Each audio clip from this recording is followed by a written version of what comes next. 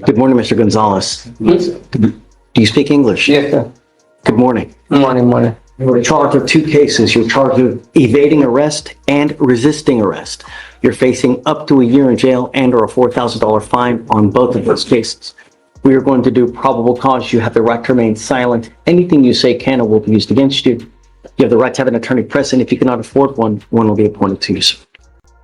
Okay. On March 22nd, 2025, at around 7 p.m., officers were dispatched to 1855 Work Road in Houston, Harris County, Texas, in regards to a criminal mischief in progress. Upon arrival, the officers observed the defendant at a location matching the description on the call slip. The officer gave verbal commands for the defendant to lay on the ground and put his hands behind his back. The defendant ignored commands and ran away from the officers. A foot pursuit was initiated, and the officers continued to yell verbal commands for the defendant to stop running. The officers were able to detain the defendant approximately 100 meters away. The defendant then actively resisted, and the officers had to dry stun him. The defendant was using both hands to push off officers in order to avoid detainment.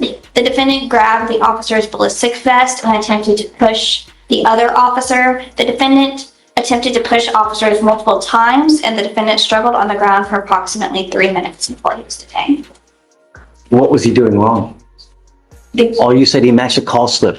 So? Yes, for a criminal mischief in progress, Your Honor. That's completely conclusory. What is the alleged mischief? What did he do wrong? Who did he do wrong to? And I don't have that information. Then none of that?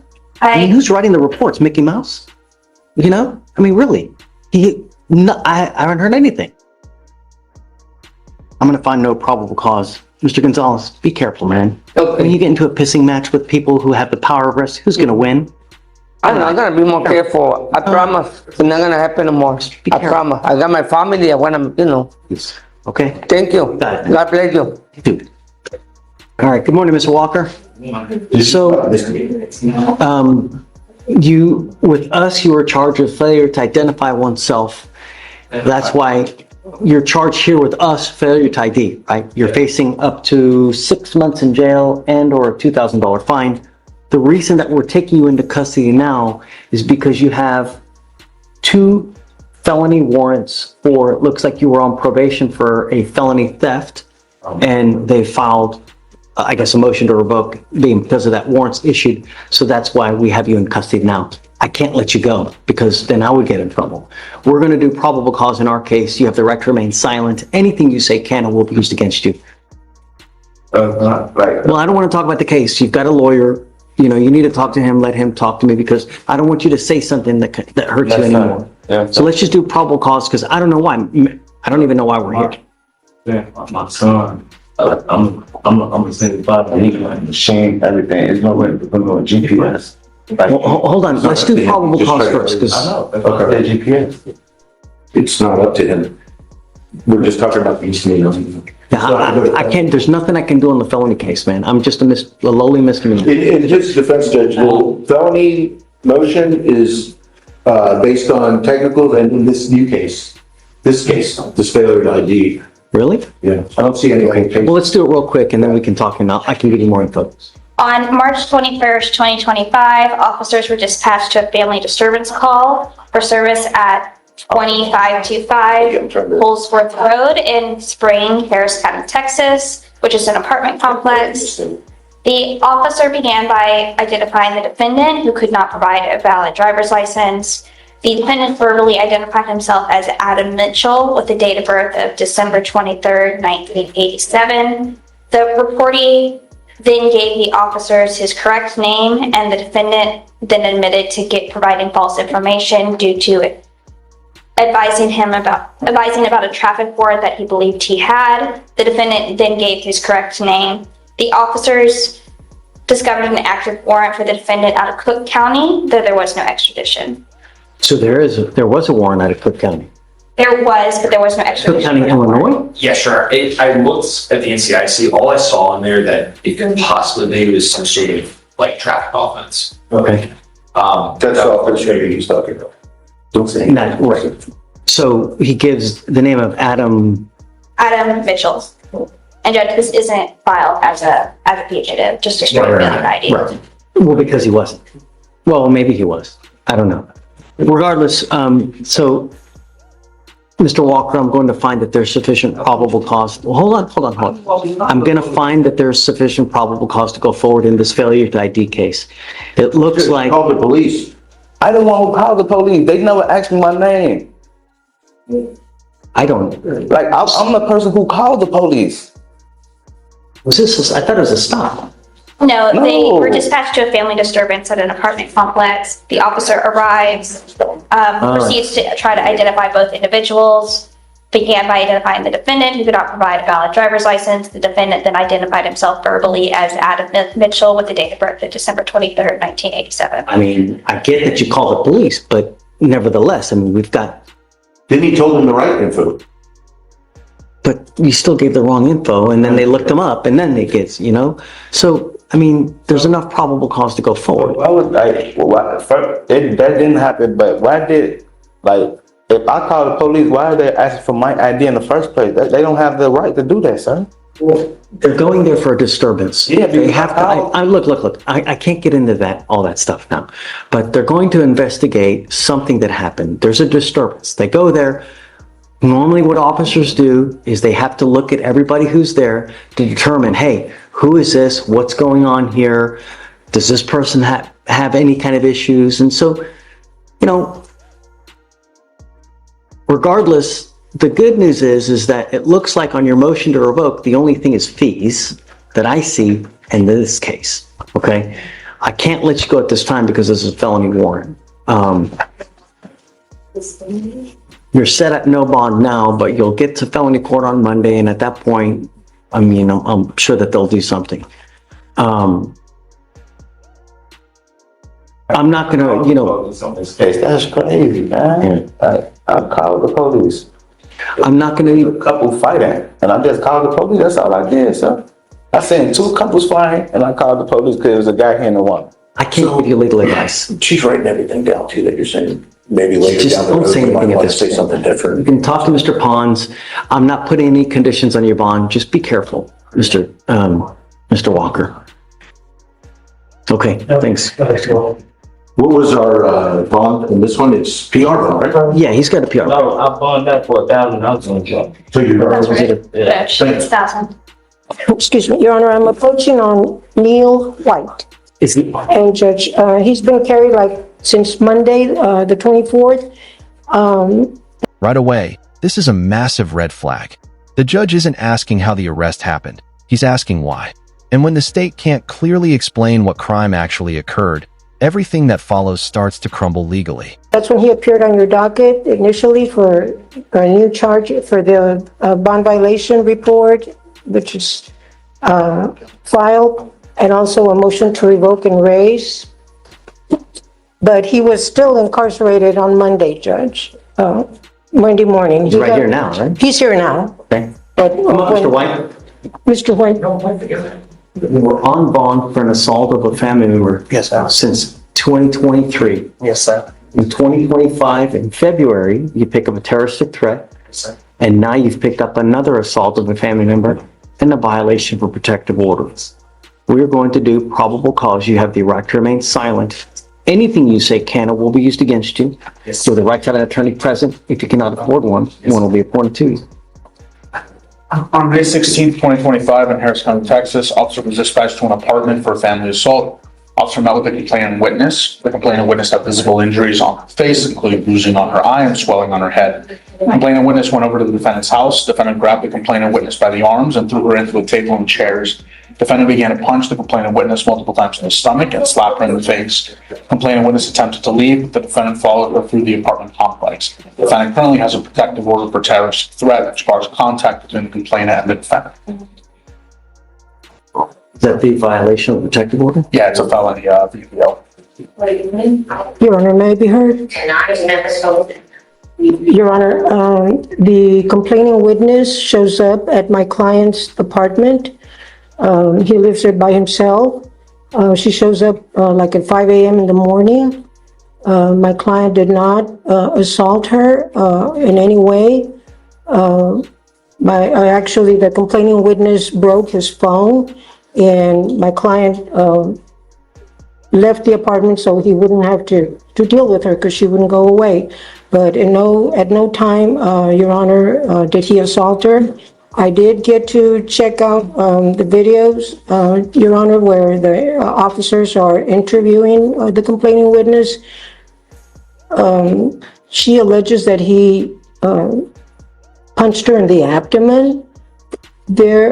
She is in absolutely no distress, Your Honor, when she's talking to the responding deputies. If she had punched her in the abdomen, Your Honor, I can really say that she probably would be doubled over and would want to go to the hospital. The EMS did check her out, it appears, but she refused transport to the hospital. I couldn't tell from the body-worn cam video, Judge. It wasn't close up enough, but I couldn't tell. I couldn't see any bruises, it's like I said, she was not in distress whatsoever. She is the one who really went to his apartment. He did not violate the protective order. And Well, the violation of protective order is a felony offense anyways, so. yes, Judge. Yes, Judge. I understand. So I just have, an assault, a terroristic threat, and now another assault. Right. So which assault is he alleging that's the? Right, Judge. Right. Yes, Judge. And she's filed or the state has filed a terroristic threat on her behalf, a charge on her behalf.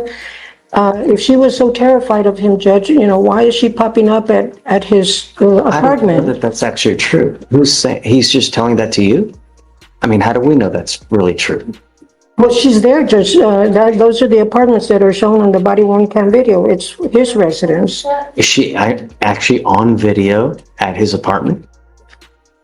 Have you seen They're outside it? of the apartment. They're outside on FM 1960. That is not her residence.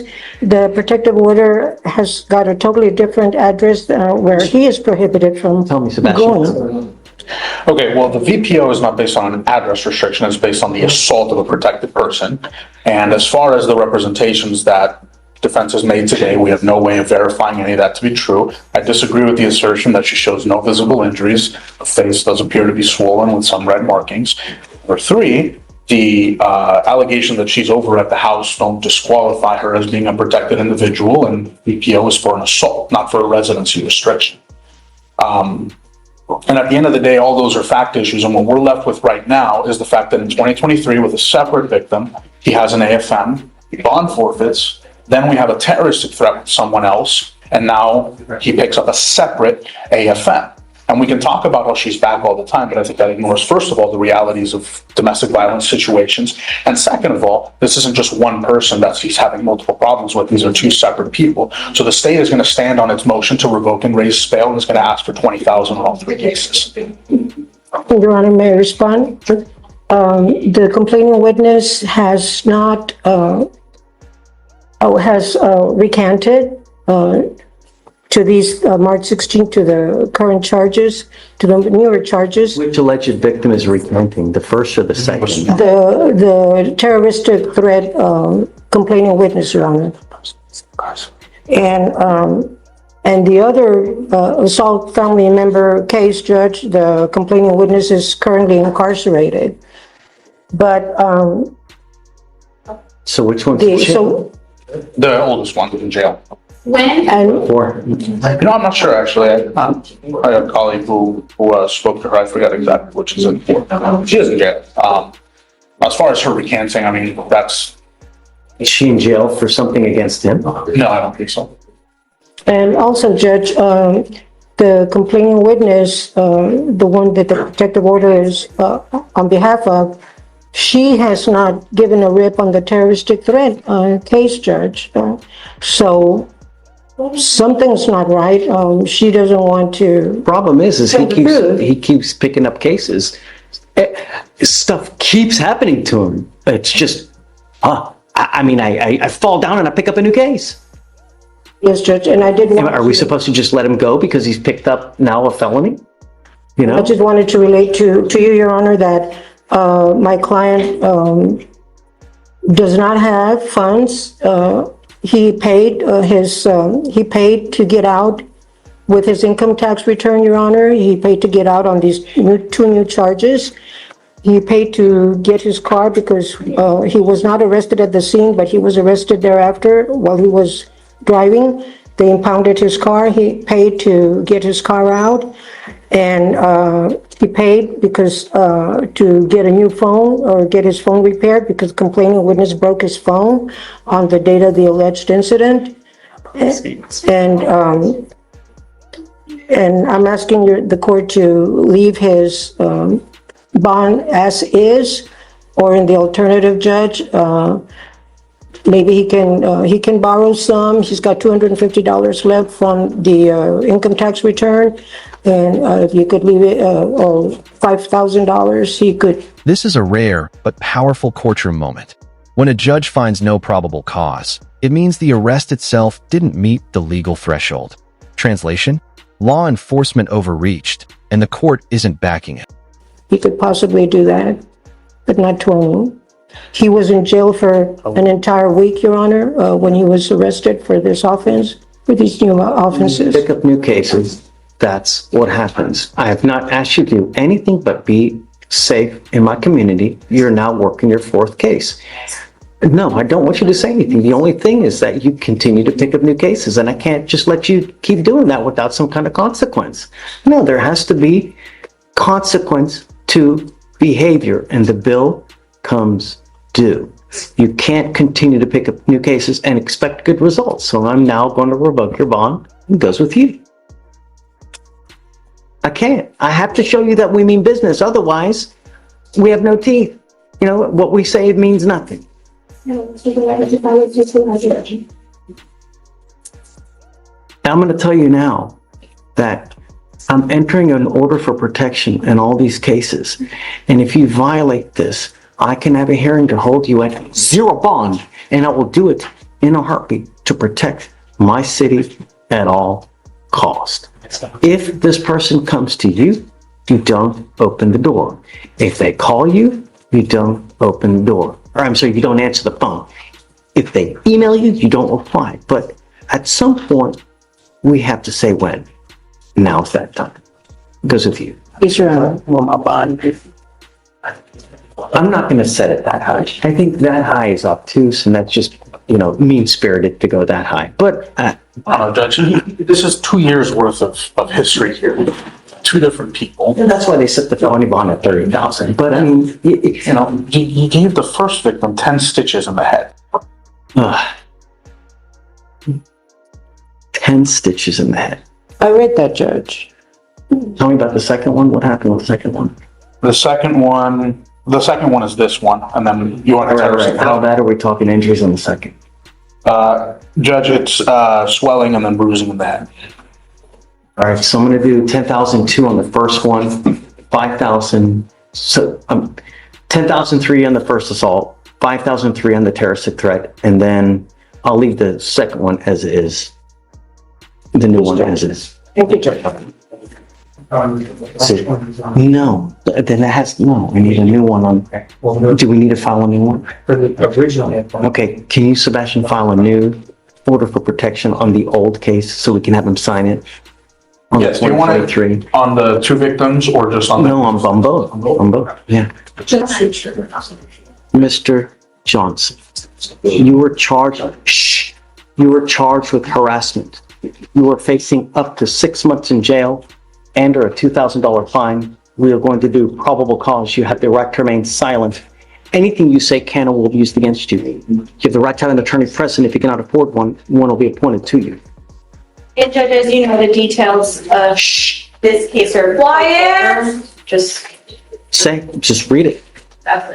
officer reviewed a police report from February 4th, 2025, after the officer spoke with the complainant. The complainant stated the defendant, her ex-boyfriend, called the complainant and stated that he was going to kill her and then showed up at her job. The defendant was approached by security and fled the scene prior to contacting the complainant. On February 24th, 2025, The affiant officer called the complainant. The complainant stated that on February 7th, 2025, she told the defendant via phone call to stop harassing her, and the defendant told her he did not give a fuck. On February 12th, 2025, the complainant received an email that stated, "Skip pussy bitch, I just love you." The defendant also sent a 20-second pornography video. The video showed a female laying on her stomach, nude, and the video zoomed in on the female's vagina, with fingers being used to spread the female's buttocks to expose the inside of her vagina. The complainant recognized the hand and the fingers in the video to belong to the defendant and recognized the room. The complainant stated the defendant had previously emailed her on March 16th, 2024 from the same email, sending a picture of himself at work. On February 18th, 2025, the defendant emailed the complainant 6 times. On February 23rd, 2025, the defendant emailed the complainant 9 times. On February 24th, 2025, the defendant emailed the complainant once. The complainant changed her phone number on February 22nd, 2025, because she kept getting phone calls from unknown numbers, and when she would answer, the call would hang up. The officer texted a photo of the defendant from his Texas driver's license, and the complainant identified the defendant. Pornography video that was sent. We don't know the ID of the female in the video. So, Your Honor, I think it would probably take some more investigating to figure out the identity of that female. Obviously, we can't speak to the defendant about it. I don't know if it's recognized her. But that is. She would say whether she recognized it was her. I would imagine that there's a whole host. That's a felony. Yeah. If it's. We haven't spoken to her directly yet, Your Honor. It's just because it's been in black badge.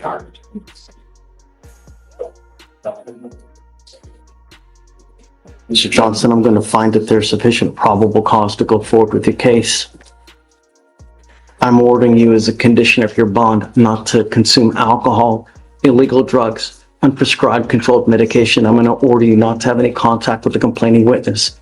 I'm going to put a GPS monitor on you so I know where you are at all times. If I find that you go anywhere near this person, if I find that you try to have any communication with this person through any means, I don't care what it is, if it's Snapchat, if it's Facebook, social media, smoke signals, whatever it is, I will put you in jail.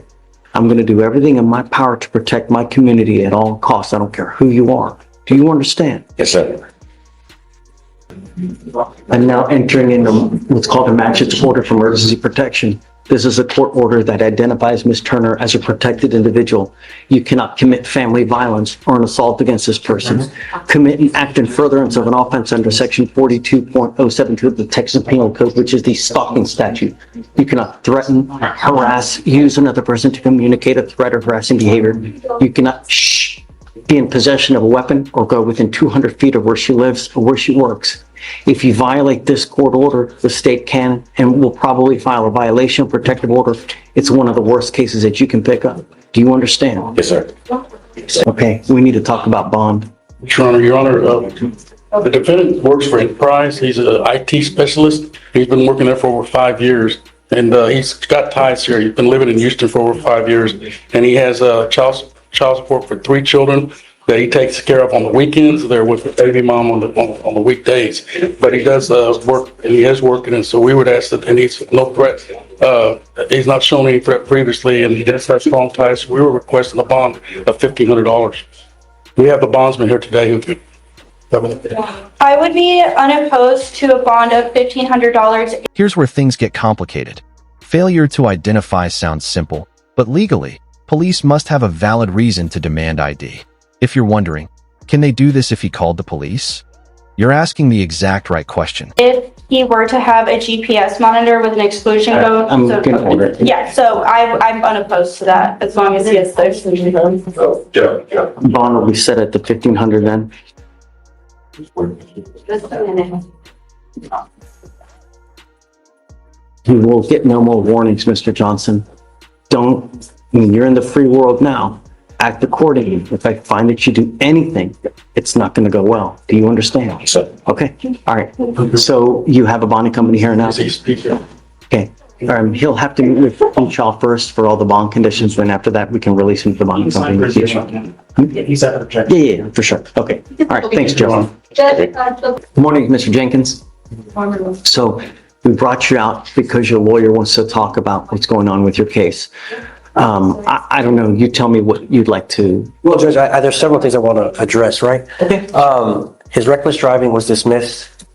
The felony case that caused you to place him in county and raise his bonds has been disposed of. It was reduced to a misdemeanor, I guess, last week or so sometime. So I don't know. I don't know anything about what's so now we're stuck with two terroristic threat cases, one against his brother, Watson.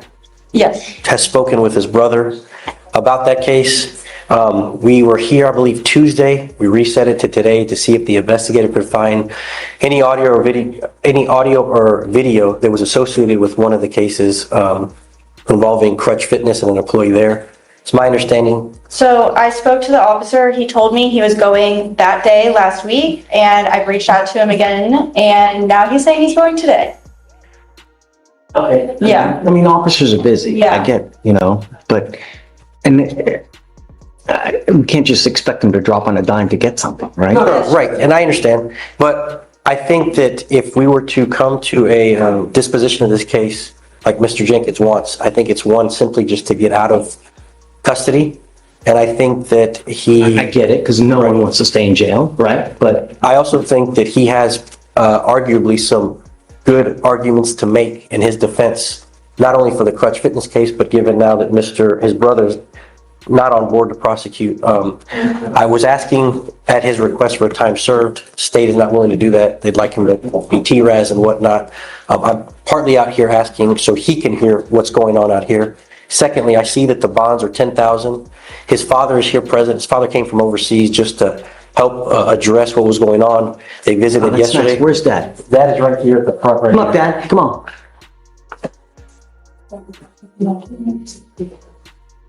Thank you so much for coming.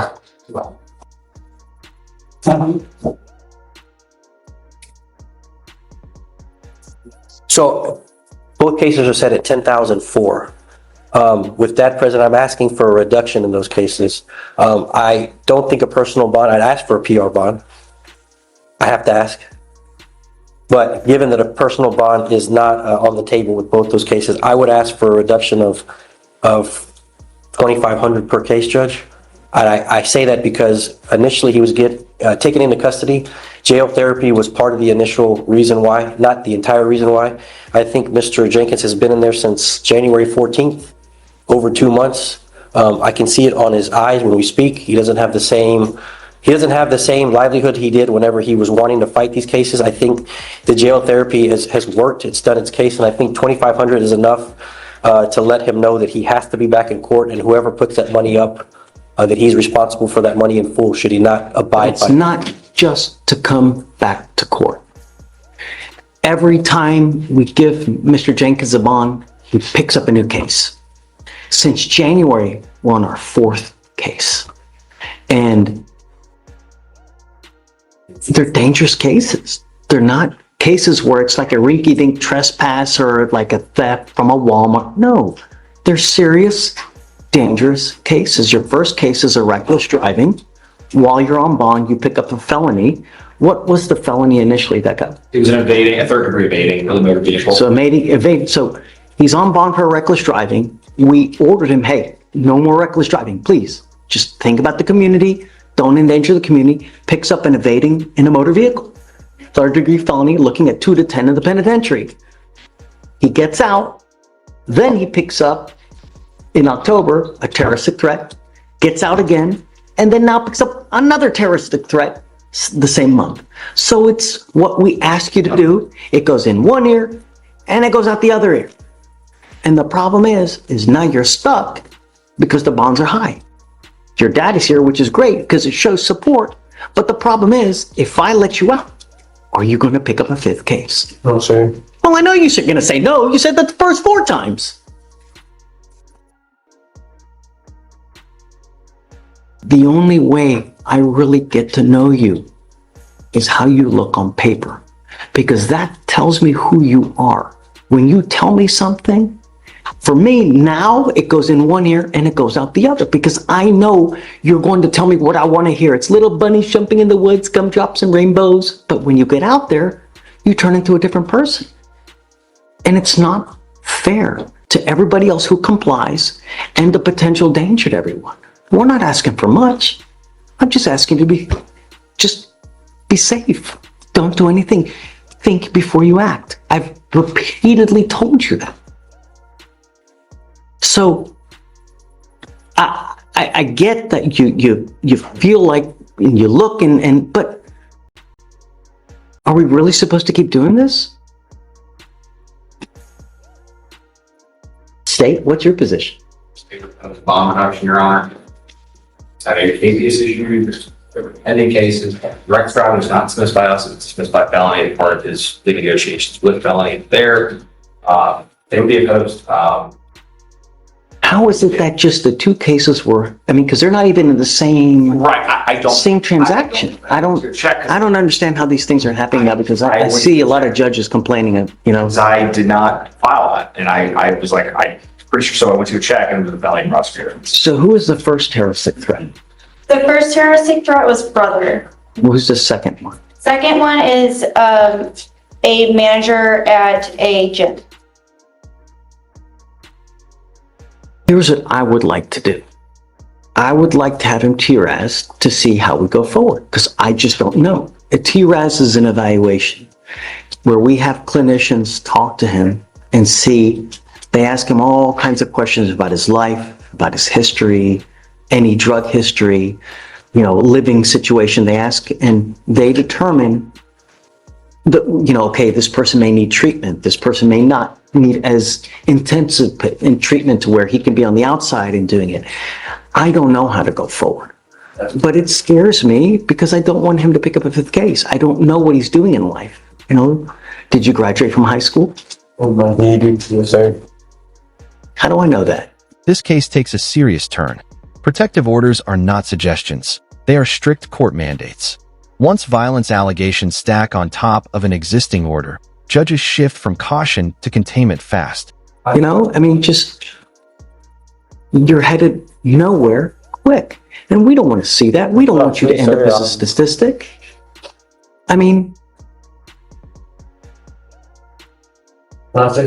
Sure.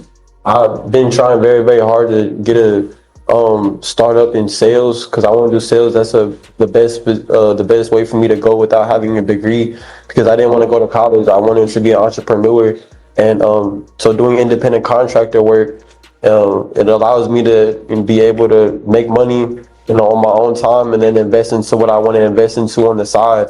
Because I don't believe that working a job for the rest of my life is a way for me to live my life. And I agree with you that I keep on catching cases, but it's not because I want to start trouble. It's just because I have too much time on my hands, and the things that I want to get started, I haven't gotten started yet because I procrastinate a lot. I know that I do that, but it's not because I can't control myself. I have a lot of self-control, and if you let me be free, it's not. Terroristic threat says the otherwise. A terroristic threat says that when you get angry, you pop off and you have no self-control and you start throwing out threats, right? Without, that says no self-control. Well, I would say, Judge, on that one, this is at a gym, but there was also a basketball game that had just happened.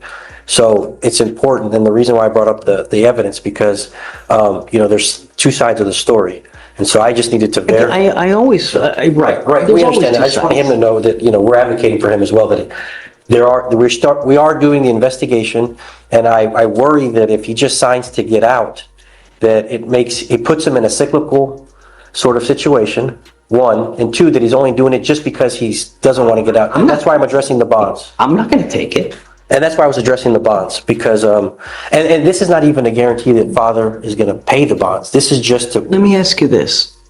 If we let you out, where are you going to go? Where do you have to go? My mom, she'll let me stay back at the house. I know that if she doesn't let me stay at the house, then I'll find a place to stay. But I'm not letting you out to the street. They'll eat you alive. Well, I was the only way that I would even... I have family on the outside. But if they're not going to take you, It's not That's a fair to problem. just have me in jail because I had a place to stay and now I don't because I was in jail. Being in jail is not the place for me. The only way to elevate my life is 4 different chances, Mr. Jenkins. I wasn't in jail before those chances. I've been in jail now, so I understand my consequences more. That's what jail is for, to learn your lesson. You live across the country, or I've been living in Europe for the last 6 months. So I took an assignment in Europe. who else? Is there anyone here that's willing to take Mr. Jenkins in? Well, he's crossing the bridge with everyone in the family. He's burned it. God dog it. You know, it's never good to burn a bridge because you never know when you need to cross it. When you act like an a-hole to everybody and you shut everybody out, this is the exact example of why you don't do that. I would consider if you had a place to go, because I'm telling you now, I'm not letting you out to the street. If you have nowhere to go, then that's set you Find a place to go, but I can't find a place to go if I'm in jail. I have nobody to call in jail. Nobody answers my phone when I'm in jail. So if I stay in jail, that's gonna be my life forever. It's gonna be a kid that had a chance in life to a kid that has a life in jail now because of a few mistakes that I know not to make anymore. Let this be a lesson. If I'm able to go through the back, Judge, and find some kind of social program, and work that way and provide evidence to the court that they can house him. My parents will help me find a homeless shelter. They'll help me find a homeless shelter to stay at. Like they did that before. I just don't want to Really? He's burned every bridge. He has I have 6 boys and he's number 5. His auntie, his grandmother. I mean, he shoot everybody's bad. So I've stayed in the homeless shelter before and I've done well in the homeless shelter. I was able to take care of myself and function in the homeless shelter, and they helped me find the homeless shelter so I can find a place to live. But if I'm in jail, my life gets worse. And I know you're desperate to get out, but I don't understand what could have been so bad that you burned so many bridges with damn near everybody in your family. What the hell happened, man? I started. You know? Just reflect on that. Don't answer. I mean,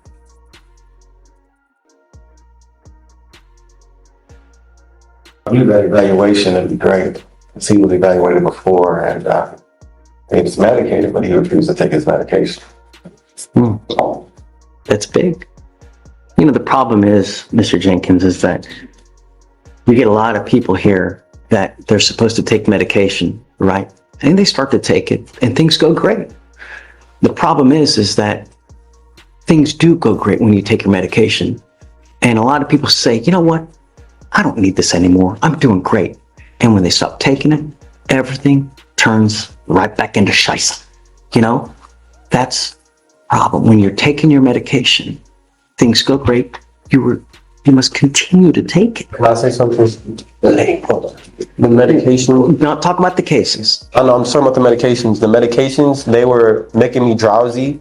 So I was in process of getting on new medications that were uppers and not downers because at the time I didn't have a car. So I was going through a lot more stress. It was the same position I'm going to be in now. So I know that's not a good argument. But finding a medication that has me up instead of down so that I can function and find a job and make money, because really it's not but my life is bad and I'm going through what I'm going through because I'm not where I want to be in life. I don't have any money and I can't take care of myself because of that. So that causes a lot of mental illness. That's what you can call it, mental illness, but it's really just going through life and having stress going through life. That's the problem I'm dealing with, not having any money.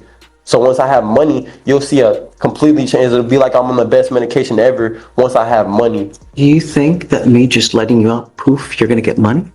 I'm not saying that, but I can show you by going to the therapies and the classes that I'm doing better, and then I'm trying to elevate my life to a point where I can take care of myself and I don't have to depend on anybody in my family. And then you'll see that poof change once I'm in a position where I can take care of myself. I can promise you that you'll see that poof change as soon as I can take care of myself because I have money now.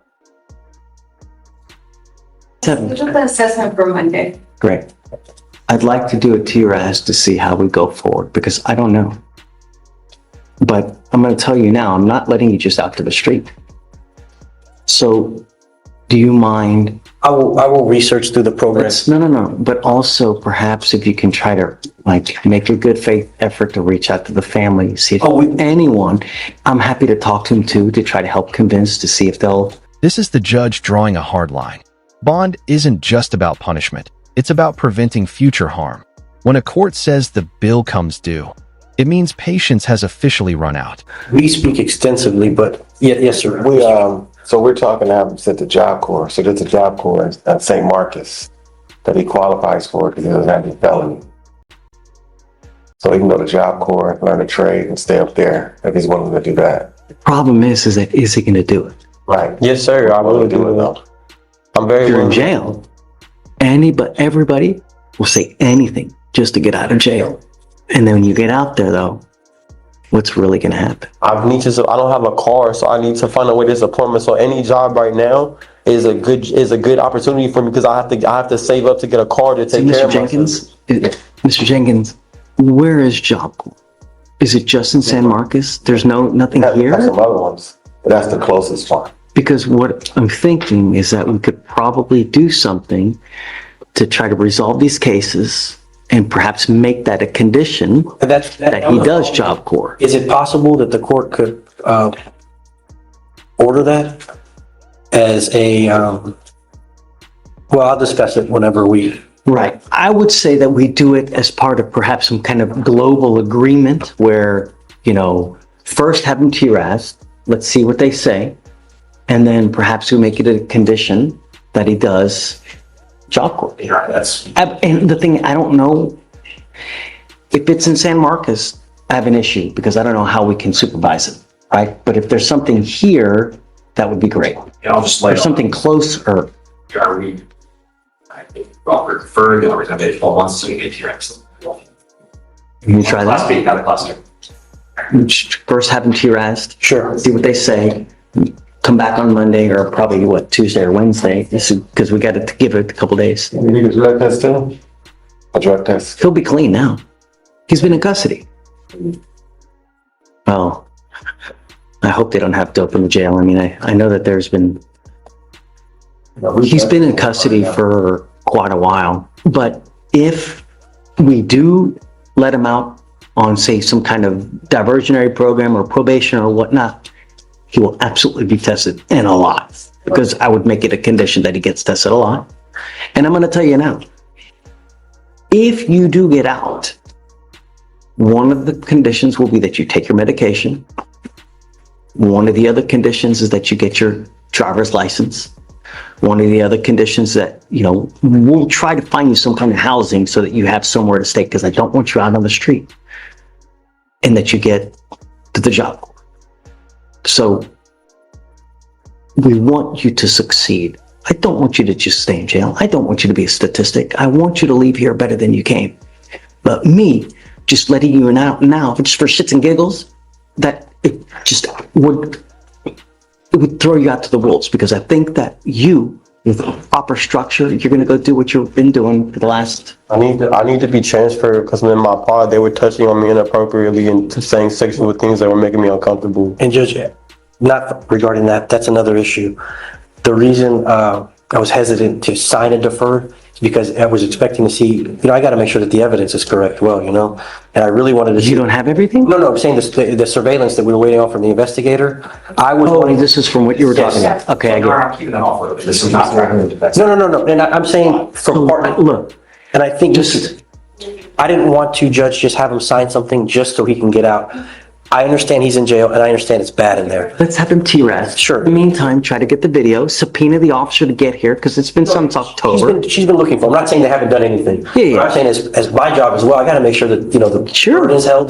But if you subpoena the officer to come to court, that Fully. You know what I mean? And that, Your Honor, and that's why I'm keeping the offer open. It's not trying to put the fence on the spot. No. It's just, I didn't keep feel the that as offer well. open. It's not like I'm trying to rush this here. We'll have him evaluated Monday. It takes 2 to 3 days to get the results. In the interim, Matt's going to get all the evidence so they can see the surveillance, they can see everything, so that all you guys can have a meeting and see what is out there. And then perhaps maybe like Wednesday or Thursday, we can come up with a plan on how to go forward. Is that okay? Matt, Yes, sir.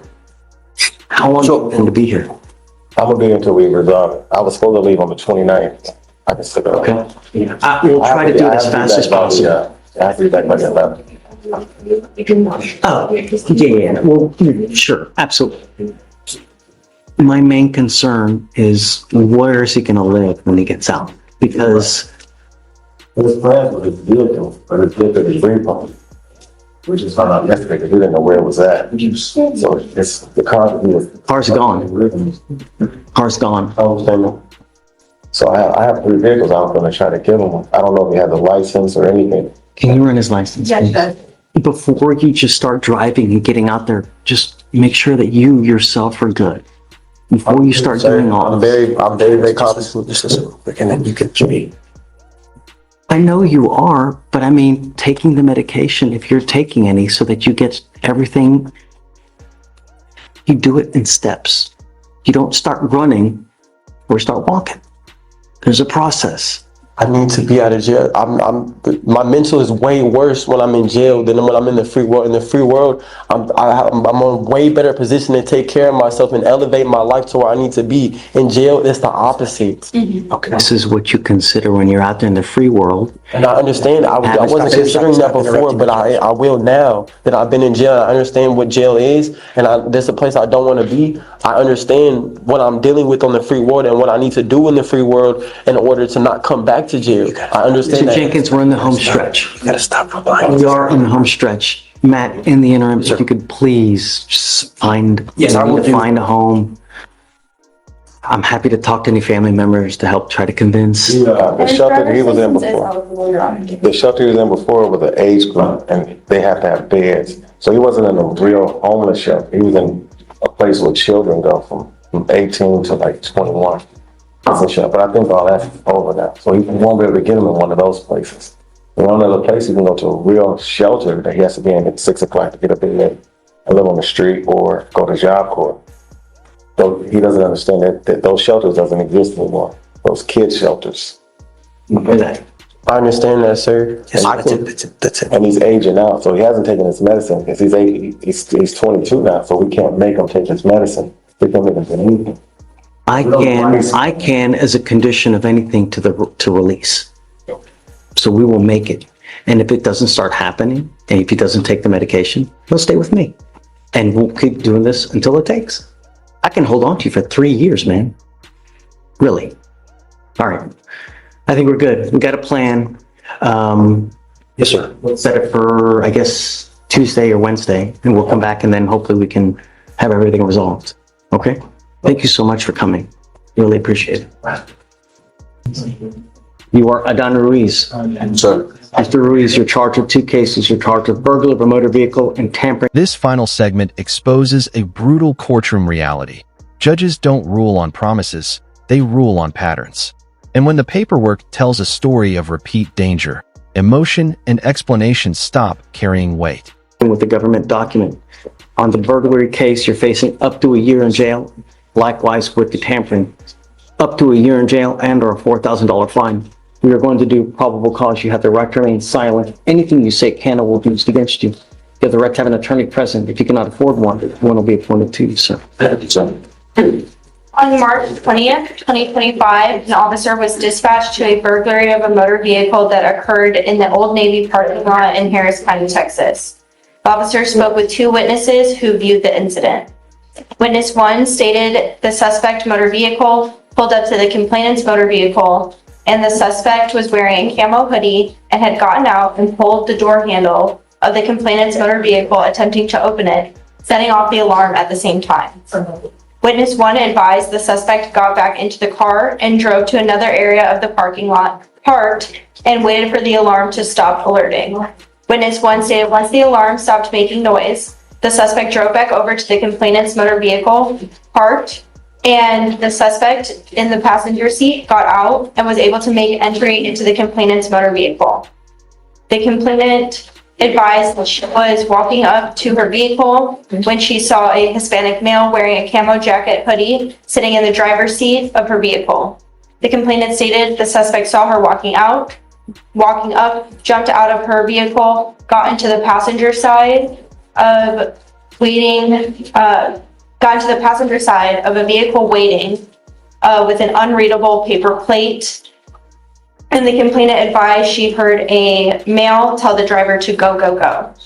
Another officer advised he was patrolling when a gold Tahoe, which was the description in the vehicle before, driving at a high rate of speed past him.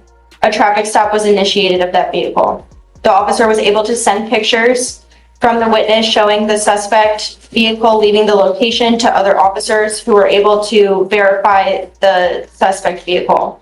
After further investigation and search of the vehicle, a camo jacket was found in the rear seat and a flat pointed screwdriver consistent with the tool that would be used to break the lock on the complainant's vehicle store. Defendant 1, Ruiz, is a registered owner of the Tahoe, but the motor vehicle was displaying a counterfeit paper tag that did not come back registered to any person or any vehicle. Defendant 1 was identified by his VIN number and booking photos. Defendant 2, Cerna, was identified with his VIN and booking photos. Who was the one who actually went allegedly into the car? Was that Cerna or was that Ruiz? And is Cerna here? No, Judge. Oh yeah, he has 2 felony warrants. On Cerna, bond gets revoked at 10,002. I am not able to tell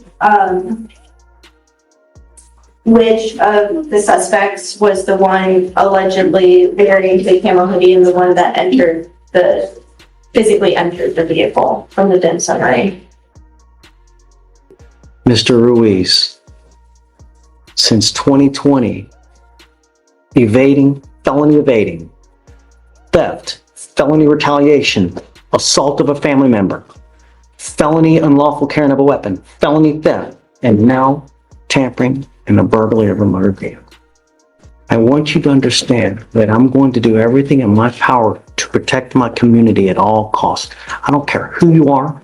I don't care what color you are. If you're a small farm animal, I will do everything in my power to protect my community at all costs. You are not to hang around with defendants. I'm going to put a GPS monitor on you and I'm giving you a curfew. I don't want you out in the middle of the night. You're not to use alcohol, illegal drugs, and I'm telling you now, I'm going to test you like crazy. If you find that you're using, it's not going to go well for you. You understand? Sir.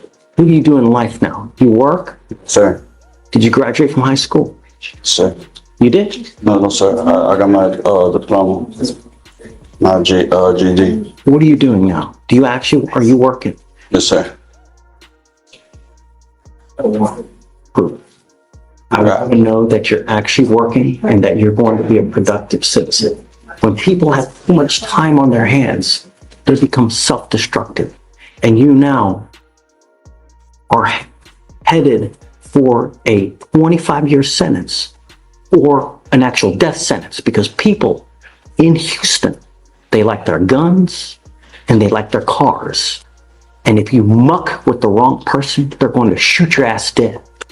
It happens at least once every other month here. We have someone who's dead because of a gunshot because they break into the wrong home. You understand? Sir.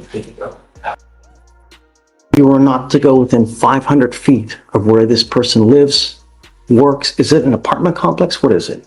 This was at an Old Navy parking lot, Your Honor. I don't want you going anywhere near there. Is it a park? Is it like a mall?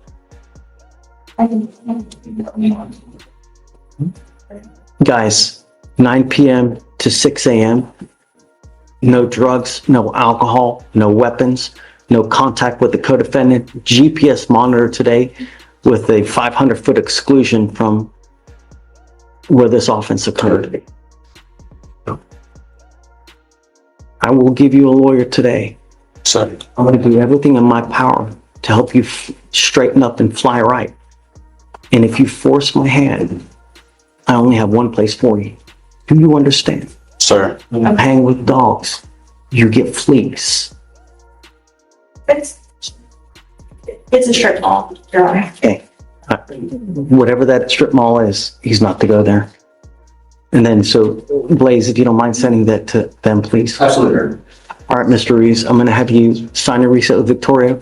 I'll have you meet with Creechall, and then I'm gonna have you take a seat in the jury box while we get you a lawyer. So, good morning. Okay. I'm here today on Joe Greathouse. He's got a pending BVR